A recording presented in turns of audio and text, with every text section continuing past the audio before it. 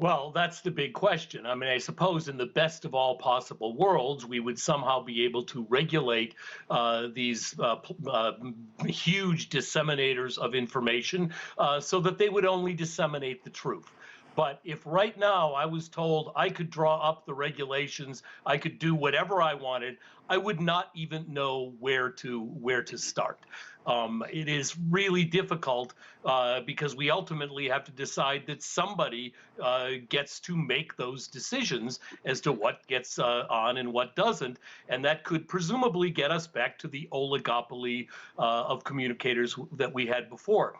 You know, we now get very nostalgic for the age of the legacy media when Walter Cronkite had the nerve to finish his news broadcast with the phrase, and that's the way it is.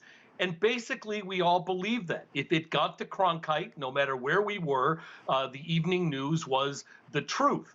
That was very useful in bringing everybody to a great center. It was very useful in having some set of information that everybody agreed upon that they could make decisions.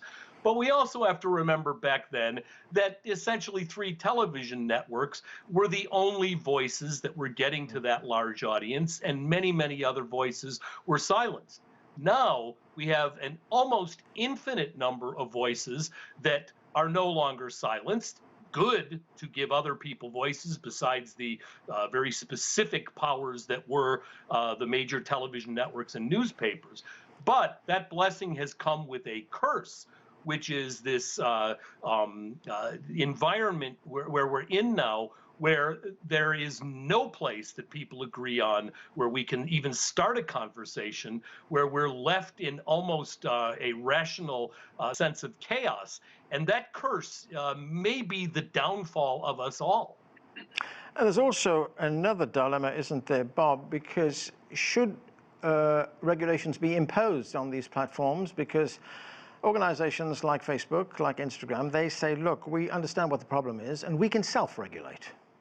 Right. Well, and of course, that's been every communication system that's come out has talked about self-regulation. The reason we had decades of television in the United States where you couldn't say the word pregnant and where people slept on separate beds, even though they were married, wasn't because we had regulations that said that, but there was a fear that if they didn't toe some kind of line of values, that those regulations would come.